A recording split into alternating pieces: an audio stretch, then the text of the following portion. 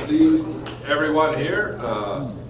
Welcome again to the Fox Valley Catholic Bible Study Group. Just as a little announcement and reminder, last week we started kind of a survey of Maccabees, first and second books of Maccabees. These will be the last books of our series on the hidden or secret books of the Bible. We call it that simply because the first and second Maccabees will be found in the Catholic and Orthodox Bibles, but not in Protestant Bibles, unless Protestant Bibles have a special section in the back called the Deuterocanonical. We have, for those who were not here last week, over there, a special handout, and also in front of, I forgot your name, Jim, cards. Spread the word, take a card, pass it on. Let us begin this morning with a little prayer, and this is like a little litany. So after each short prayer, please respond, Jesus help me. In the name of the Father, and of the Son, and of the Holy Spirit. Amen. In every need, let me come to you with humble trust, saying, Jesus, in all my doubts, perplexities, and temptations, Jesus, in hours of loneliness and weariness and trials, Jesus, the failure of my plans and hopes, in disappointments, troubles, and sorrows, Jesus,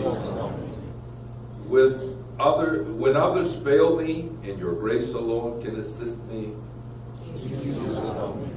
when I throw myself on your tender love as a brother and Savior,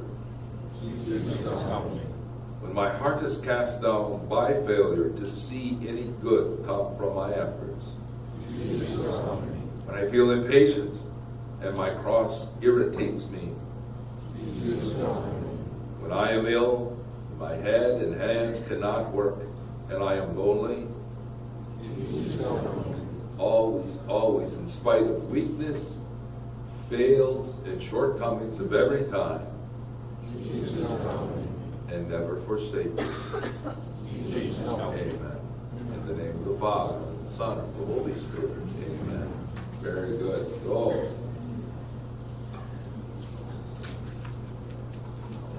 yeah, we had a little introduction last week to the Maccabees, and of course the time of the Maccabees comes about in what is called the Greek or Hellenistic era of history.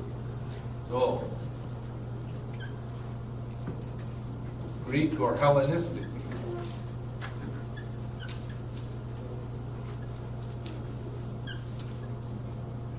Era. And especially in Palestine, is basically from around 330 to 63 BC. Or if you're modern, you'd say BCE. Find that sometimes, before the Common Era. So, and basically it's about the extent of the empire, of Alexander the Great. It's quite amazing, in 10 short years, how he did spread his influence across not just the Mediterranean, starting here, and what we know as the Middle East, but it went all across, overcoming the Persian Empire, and all across, actually, to the Indus River Valley in what is western Egypt. And so, but it wasn't just a dream of conquest that Alexander had. He wanted to take the Greek culture and wed it to the cultures of the ancient Near East. And basically, he did that. I'm going to talk a little bit how he did that and the influence that that had on Judaism. So, Greek culture then ended up being mixed with important Asiatic influences. Persian, and Parthian, and as far as, like I said, India. And hopefully we'll find in the book the influence of India, especially during this time period of the Maccabees. I hope you find it interesting. I know I did. And you know, when I find something interesting, I try to make it interesting for you, Mark. Okay, so as he did that, he learned a lot of things, and he adapted some of the elements of statecraft, crafting the state or empire, along the way. Now, how did he do this? How did he spread? And what is meant anyhow by Hellenism?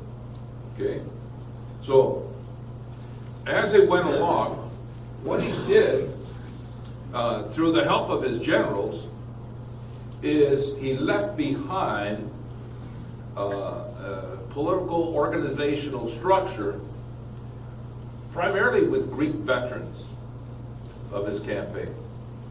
And in that campaign, how did he replenish them? Didn't he run out of Greek soldiers? No, because you know, some of his conquests he tried to, you know, not necessarily chop heads off, but to conquest them by having them join up. And so he replaced the Greek veterans with mercenaries or with elements from these other areas and kingdoms that he had conquered, okay?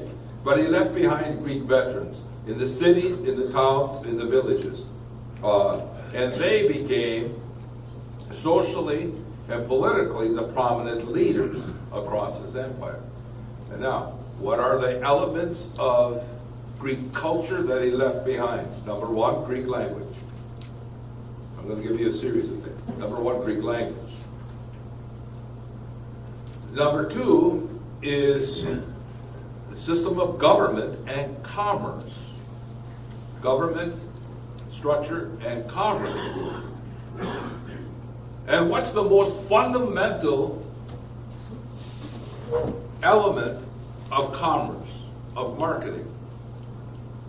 Trade. Free trade. Money.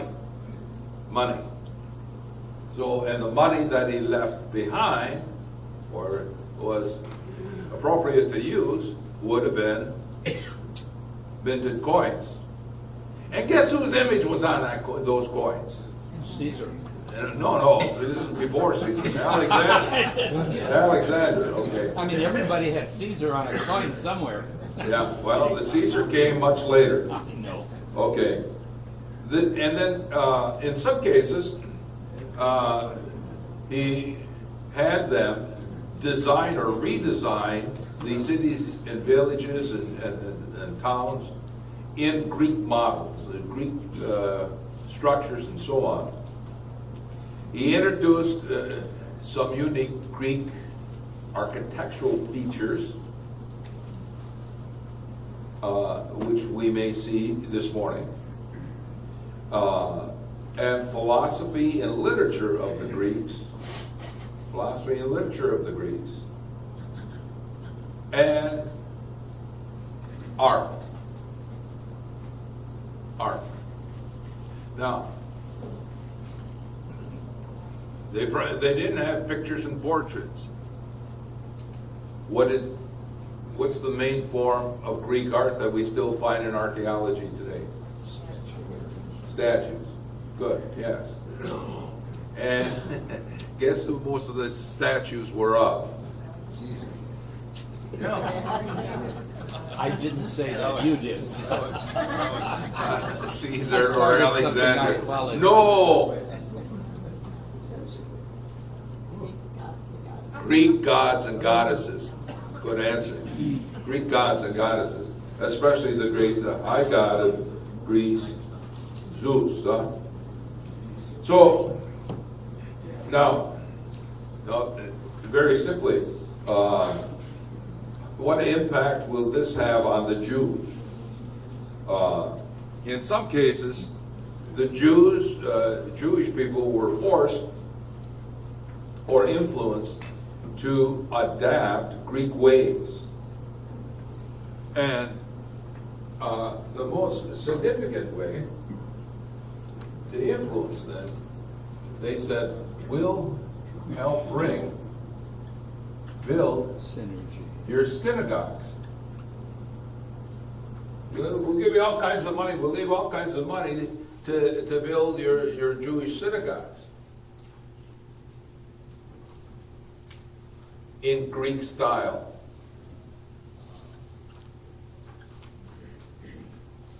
In Greek style.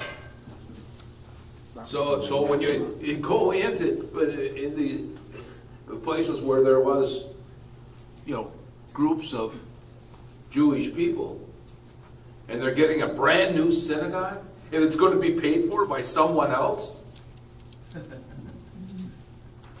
but it's going to look Greek, and you go to your house of worship to worship the one and true God, and you look around, and the whole style of the place of worship is Greek.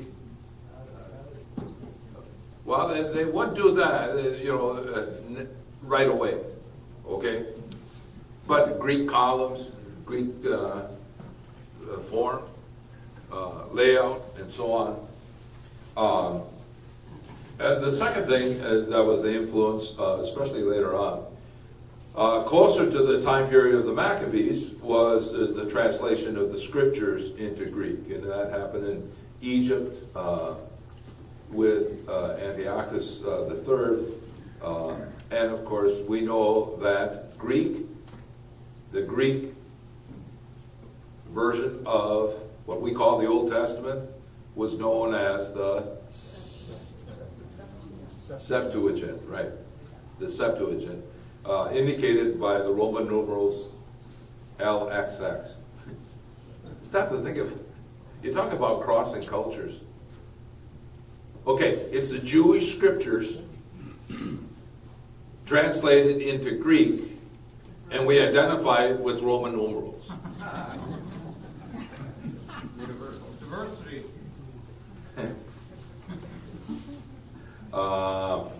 It's called syncretism. Syncretism, yeah. So, now, the story in these books then, the Alexander's dream is kind of like the backdrop to all of this, all right? Now, Alexander the Great dies 323. Yeah, 323. And I mentioned this last week. Where? Babylon. In Babylon.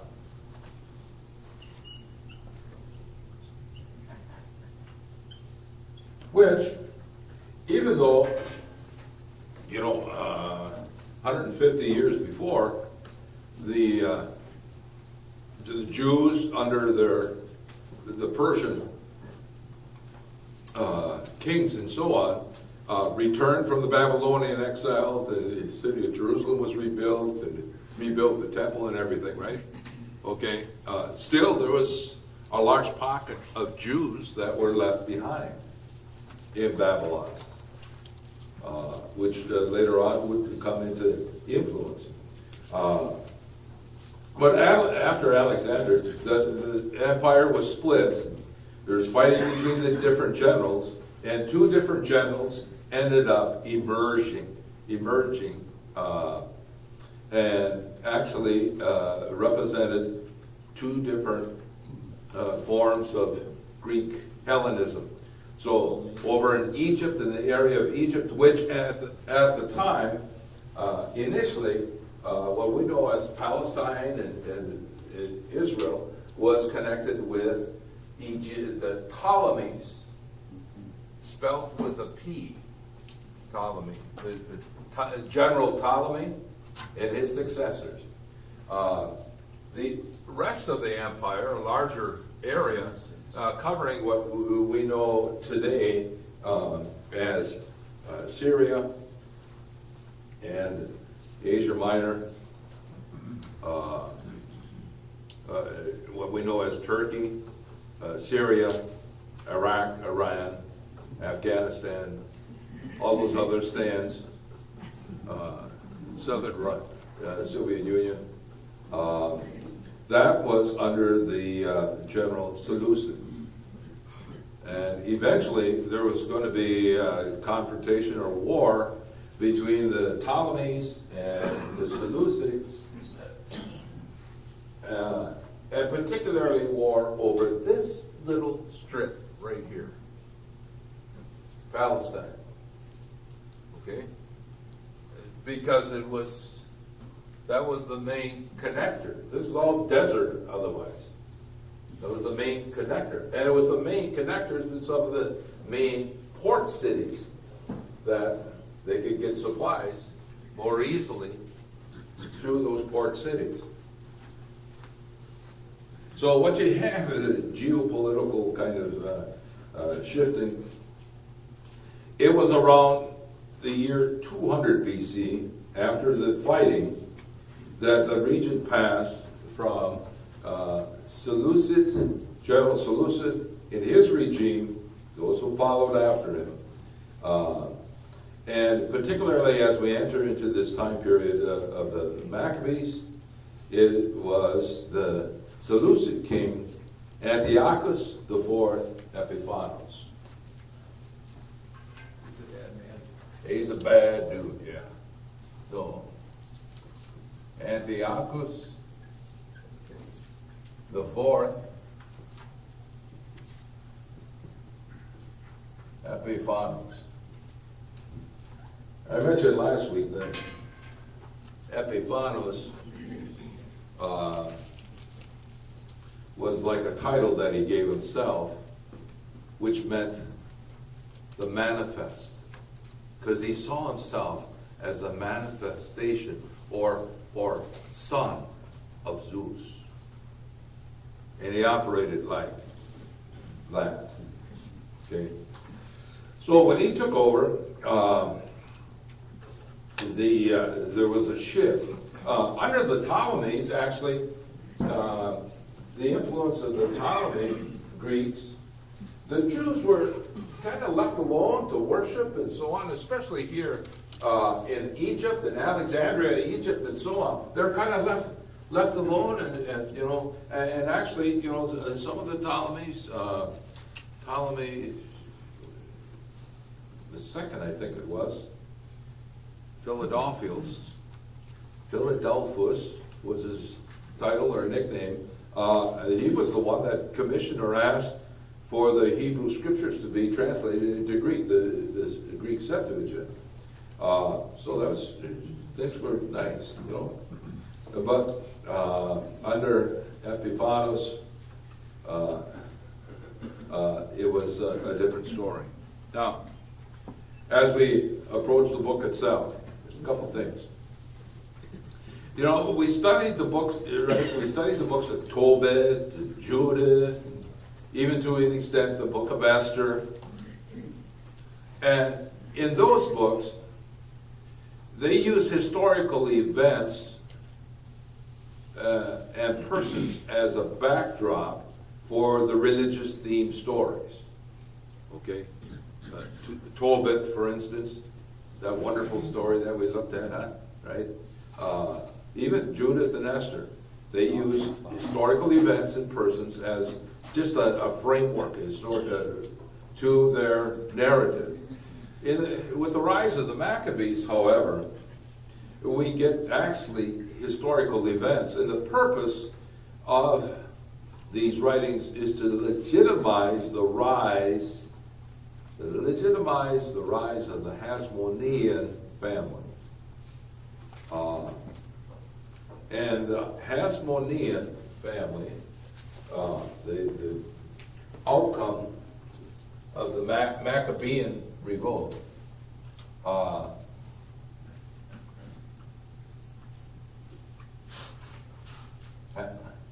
they will end up becoming the high priest and kings, puppet kings, under the Greeks. And they are the tail end, the relatives of the family of Maccabees, the Maccabean families. Now,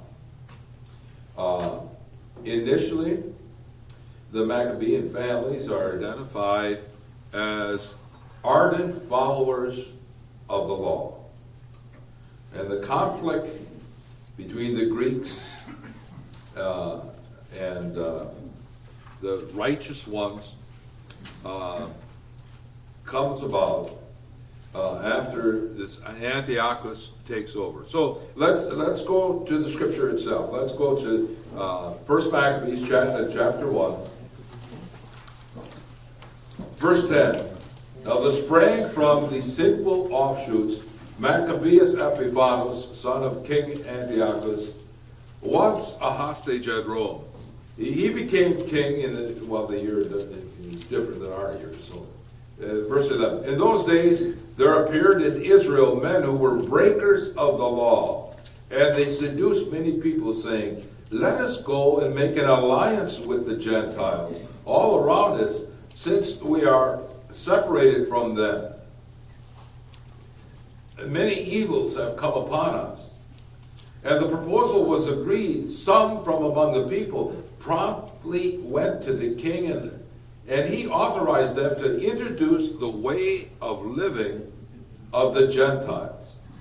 How did he do that? Thereupon they built a gymnasium. Okay. They built a gymnasium in Jerusalem. You know, there's some places where the building of a gym doesn't cause a whole lot of controversy, huh? But this actually did. Now,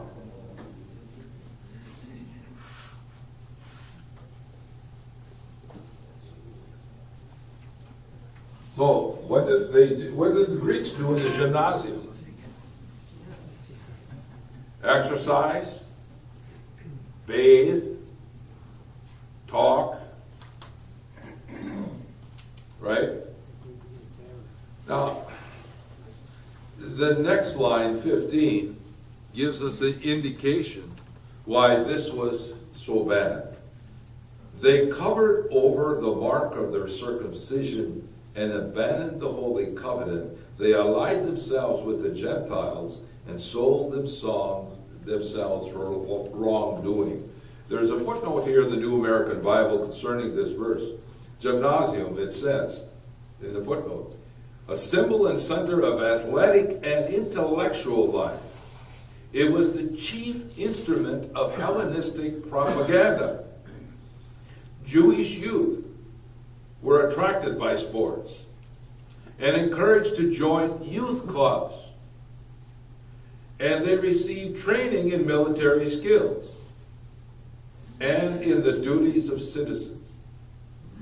Through participation in intellectual life, many were gradually won over to paganism. See, the gymnasium was not only for exercise and bathing and training in military skills, but also in the passing on of Greek philosophy and the intellectual life of the Greeks. And actually in that portion of the gymnasium, they had another name where basically the schooling would happen. And they would call that portion a palestra. A palestra. So, yeah, I suppose you never thought about how a gymnasium could be used to really divide and pull people away. But stop to think of it, it's not too much different than today, right? Huh? sports.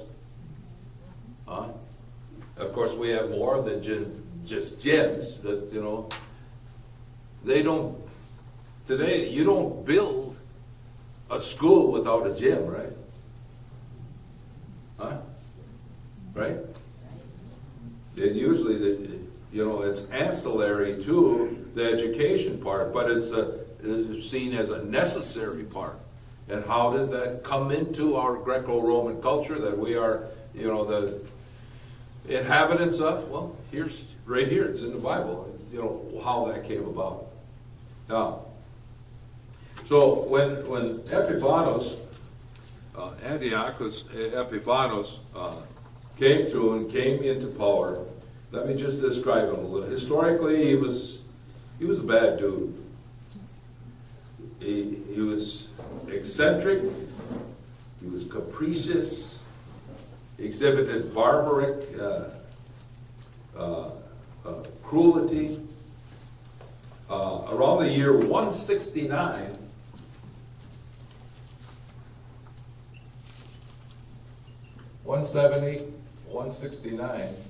he went to war with Egypt, and of course that meant he went to war with Ptolemy.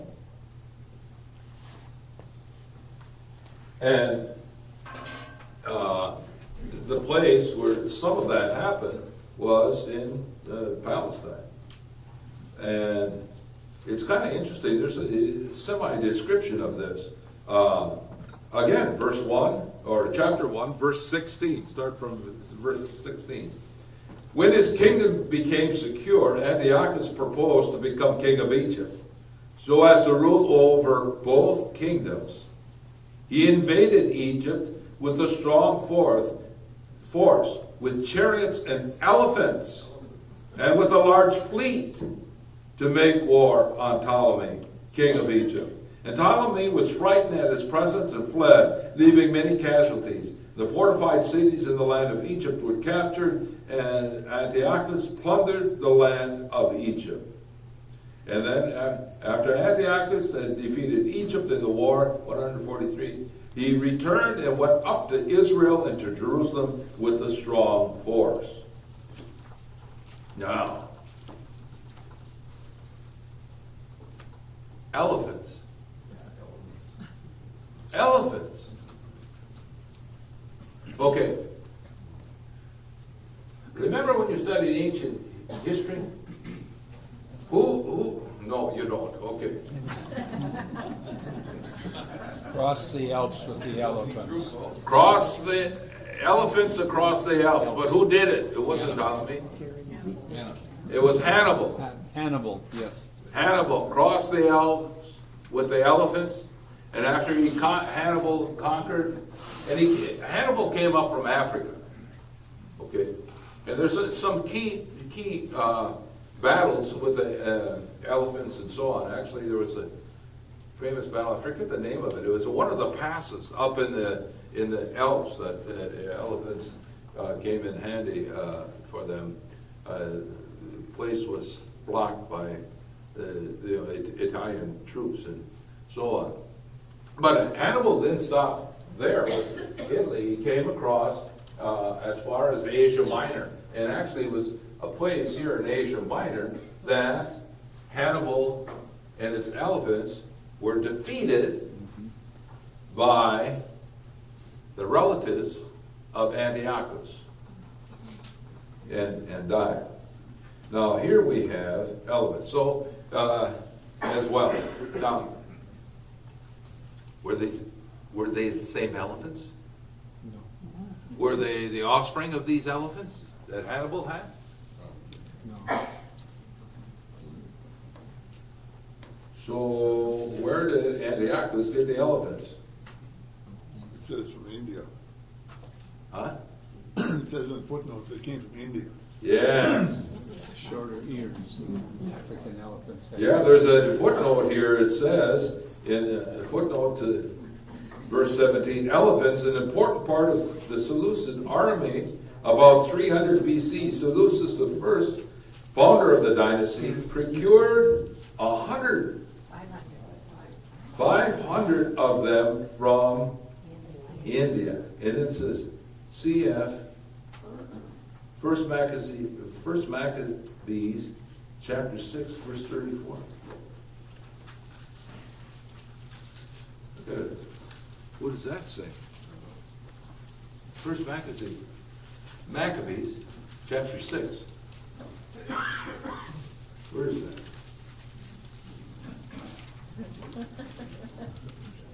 Where is that? It's in the Bible. Okay. It's about the campaign against Judas Maccabees, against Judas Maccabees. Starting from verse 28, when the king heard this, he was angry. He called together his friends, the officers of his army, and the commanders of his cavalry. Verse 29, mercenary forces also came to him from other kingdoms and from the islands of the seas. His army numbered 100,000 foot soldiers, 20,000 cavalry, and 32 elephants trained for war. How did they use them? Look at verse 32. When Judas marched away from the citadel, Judas Maccabees, and moved his camp to Zechariah, on the way to the king's camp, the king, rising before dawn, moved his force hastily along the road to Zechariah. And the armies prepared for battle while the trumpets sounded. They made the elephants drunk on grape and mulberry wine to provoke them to fight. The beasts were distributed among the phalanxes, each elephant having assigned to it 1,000 men in coats of mail and bronze helmets and so on. These anticipated the beast wherever it was, and whenever it moved, they moved too, and never left it. Now a strong wooden tower covering each elephant was fastened to it by a harness held besides the Indian mahout. 3 soldiers fought from it, and many cavalry were stationed on each of the flanks and so on. And it goes into giving even more detail about that fight. So, elephants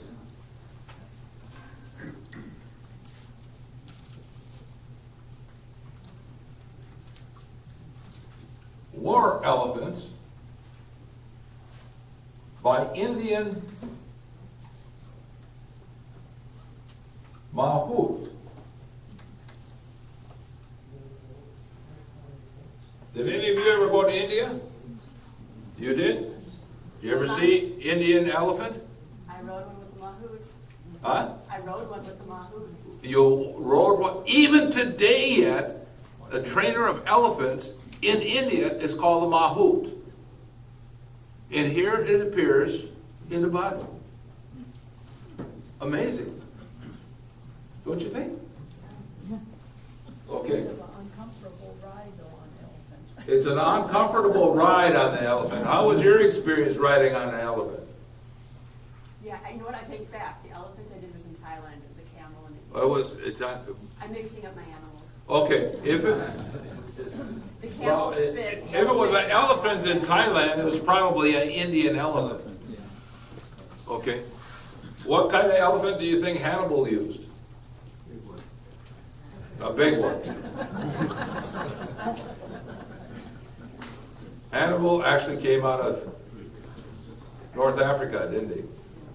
So there is a difference between African elephants and Indian elephants. Okay. But can you imagine the sight? I don't know.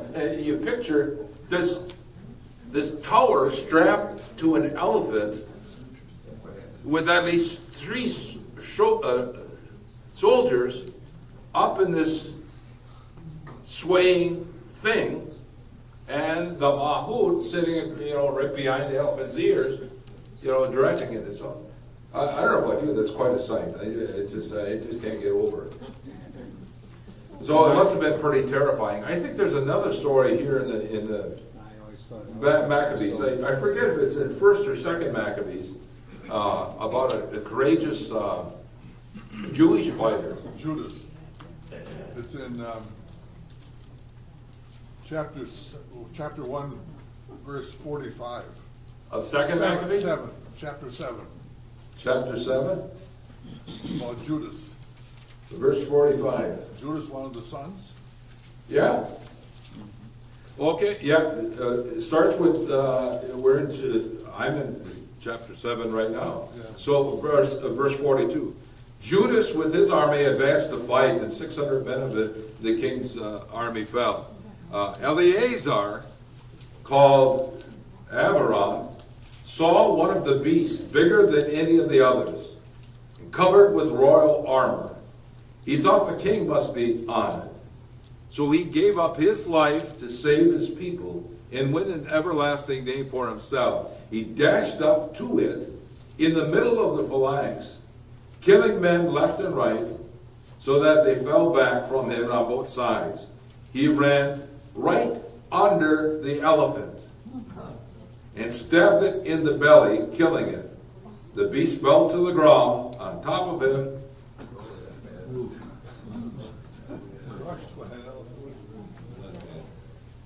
That was the end of him. Okay. But he saves the day by showing them how to, counterattack an elephant. Run up to it under its belly and spear it. They hunt elephants, but the most difficult part of hunting elephants is carrying the decoys.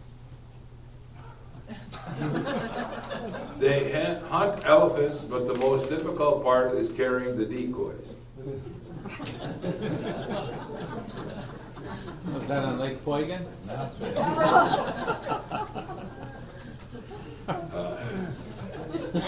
Uncle John, sometimes I just don't get it. Your jokes are too deep for me.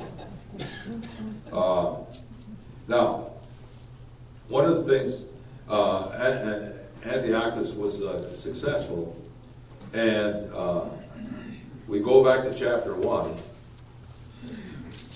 Go back to chapter 1, and he conquered Jerusalem, and what he did after that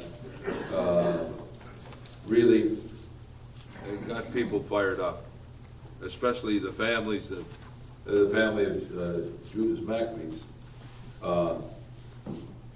Starting from verse 41, the king wrote to his kingdom that all should be one people, each abandoning his particular customs. All the Gentiles conformed to the command of the king, and many Israelites were in favor of his religion. They sacrificed to idols and profaned the Sabbath.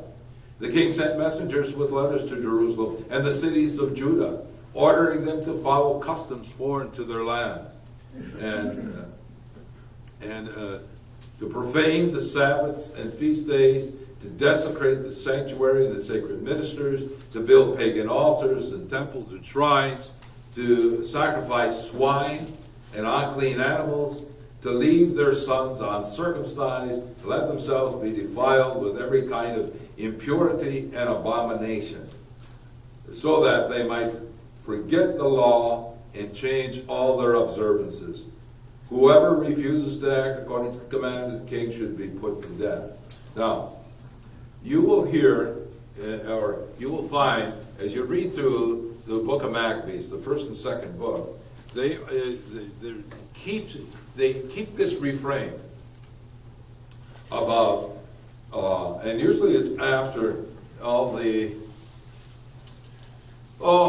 attempts by the Greeks to infuse their Hellenistic culture on them, they said, forget the law or abandon the law. And when it mentions the law, they're talking about adherence to the law of Moses. Okay? And there was also, amongst the Jewish people, a strong reaction to that. Now, I'm going to talk, I didn't cover this yet, but no. Those Jews who acquiesced to the Greek influence and followed this order of Antiochus, abandoning the Sabbaths and so on. Those Jews were called Hellenists.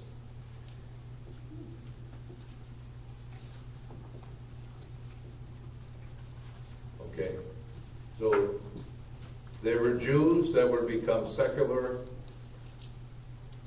rise, following Greek culture. Now there was a reaction to that.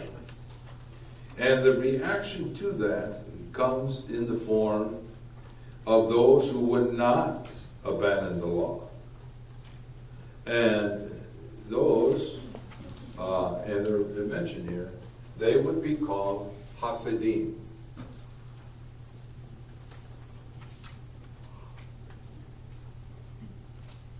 Hasidim, meaning pious ones.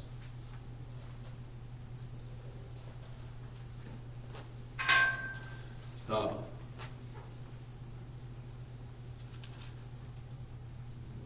let's see, where do we find that?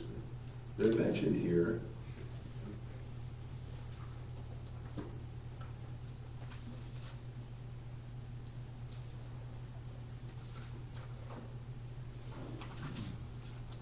Hasidic. Today yet, there's, in Israel, you will find men, especially in certain parts of the city of Jerusalem, dressed all in black. We think they might be Amish, but they're not. They're Hasidic Jews. They still wear the long side braids and so on. If you ever went to Israel, you see this, you saw pictures of it, you know. They're here too. They're in this country too. They're in Milwaukee. They're in Milwaukee. They're all over sections in New York. Usually in the jewelry trade. Too bad my friend Rolly isn't here. What do the side braids represent? The side braids, huh? Go ahead. What were you going to say? It's those Bible messages, aren't they, that they wear on their hats? Well, you're thinking of the phylacteries, Yes. the little boxes that they strap on. So the side braids, right now, I'm not sure I can answer that to you, okay? I know that when they pray with the boxes. Some of them even wear those in practice. But they are mentioned here in the book of Maccabees, the Maccabees. Oh my goodness. Deacon Maury, stop.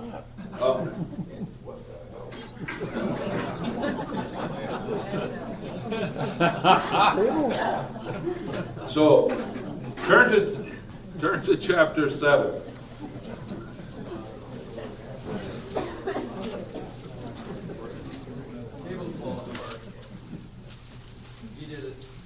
Stop kicking it. So here it talks about representatives of the king trying to influence the Jews using some of their high priests, and deceptively, a high priest by the name of Alcimus goes and tries to convince other Israelites to abandon their ways and so on. Chapter 7, verse 12. A group of scribes, however, gathered about Alcimus to ask for a just agreement. The Hasidim were the first among the Israelites to seek peace with them. For they said, a priest of the line of Aaron has come with the army, and he will not do us any wrong. He spoke with them peacefully and swore to them, we will not try to injure you or your friends. So they trusted him. Bad idea. Okay? So he became a Jewish renegade and hostile to the Maccabees and the Hasidim. But here's one of the passages where The Hasidims are first mentioned. Let's look at chapter 2. They're mentioned in chapter 2. I believe. Yes. Chapter 2, verse 42. Just before that, Matthias, who was the forefather, the grandfather of the Maccabees, and his friends heard of this. They mourned deeply. On that day, they came to a decision. Let us fight against anyone who attacks us on the Sabbath, so that we may not all die as our kinsmen died in this hiding place. So then they were joined by a group of Hasidim, valiant Israelites, all of them devoted followers of the law. See that phrase I pointed out to you? Okay. And that's going to be repeated over and over in the book of Maccabees. Oh yeah, here's the footnote. Footnote verse 42. Hasidim, known as pious ones, religious group devoted to strict observance of the law. They were the forerunners of both the Pharisees and the Essenes.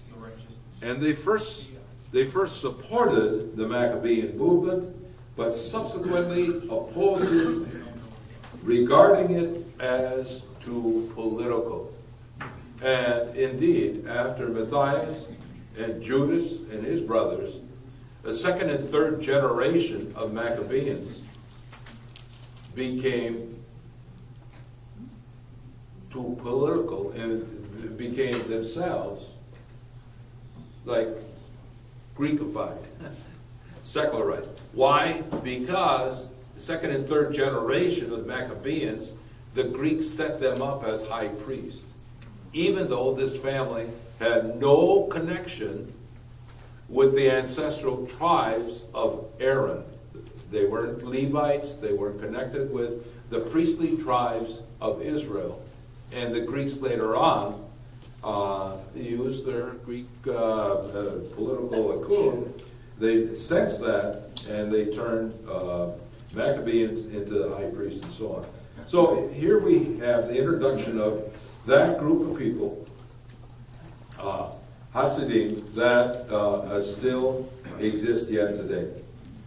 I have to mention the prohibitions against religion imposed by Antiochus and successfully his successors. He suppressed Jewish worship. The scrolls, worship practices of the Jews. He established Greek festivals. Using the gymnasiums, he seduced the youth with Greek sports and worship of Greek gods, particularly the Greek high god, who was Zeus. And how did he do that? He commissioned that in the temple of Jerusalem, that something should be erected. And so we find chapter 1, I'm sorry, I'm jumping around here. But again, we go to chapter 1. Starting from verse 41, it talks about the desecration of the sanctuaries and temples and so on. But in verse 54, on the 15th day of Chisleu, the king erected. This translation has the horrible abomination. Your translation, the abomination of desolations. On the altar of Holocaust and in the surrounding cities of Judah, they built pagan altars. They also burned incense at the doors of houses and streets. And any scrolls of the law which they found, they tore up and burned. And whoever was found with the scroll of the covenant, and whoever observed the law was condemned to death by royal decree. Now, this Show the women and the babies around their necks. abomination.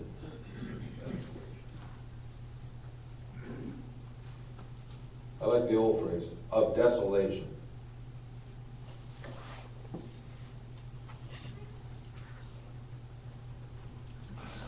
What exactly was it? Washington, D.C. What exactly was it? You might have a footnote in your Bible on it. What's the question? They built a sacrifice on their altar. Well, but what did they build on the altar? On the altar of sacrifice before the temple in Jerusalem. This is the second temple.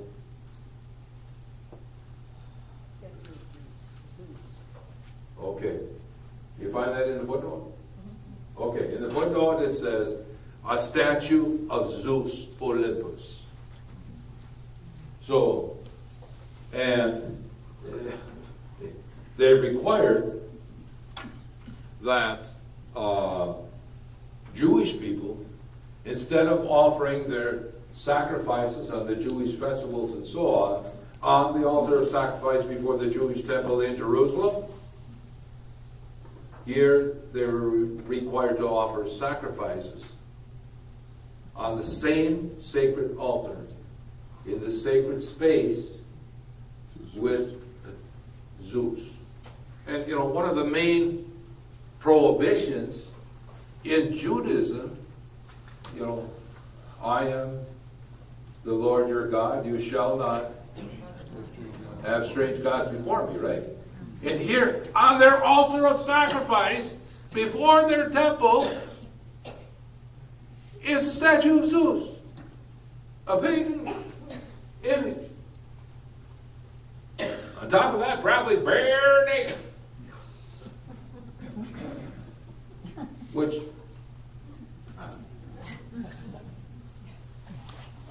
and we came across it before. What did the Greeks offer as sacrifice? Was it sheep? Pigs. Was it lambs? Was it cattle? It was pigs. Pigs. Which was an unclean animal. On the altar of sacrifice in Jerusalem before the Jerusalem Jewish temple. How could they do that? Because they like bacon. Smoked on the smoke of the offering of the Jews. So, Gosh. this is setting the stage. Folks, this is setting the stage for the rebellion. And it actually split the Jewish people of Judea. It split them because some were following, like the pious ones, the Hasidim, that stay, faithful to the law of Moses and everything. But other Jews, to save themselves or their families and their children, went over and became secularized. They became Hellenists. Okay? So within the Jewish community of Judea, there was this growing conflict amongst Jewish people. Those who were following the prescriptions of their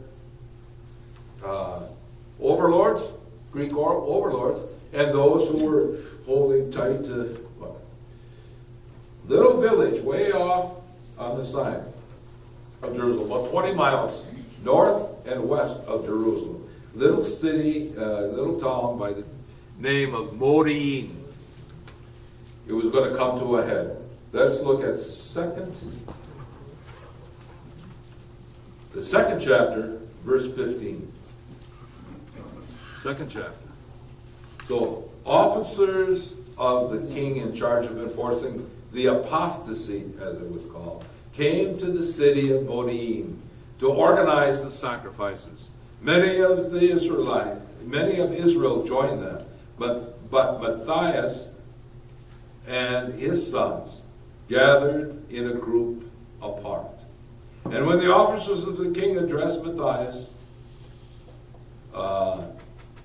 and said, you must follow, the command of the king, and so on. We drop down to verse 19. But Matthias answered in a loud voice, although all the Gentiles in the king's realm obey him, so that each forsakes the religion of his fathers and consents to the king's orders, yet I and my sons and my kinsmen will keep to the covenant of our fathers. God forbid that we should forsake the law and the commandments. We will not obey the words of the king, nor depart from our religion in the slightest degree. Now, as he finished saying these words, a certain Jew came forward in the sight of all to offer sacrifice on the altar in Moriah, according to the king's orders. And when Matthias saw him, he was filled with zeal. His heart was moved with just fury. It was aroused. He sprang forward and killed him upon the altar. At the same time, he also killed the messenger of the king, who was forcing them to sacrifice. And he tore down the altar. Thus he showed his zeal for the law.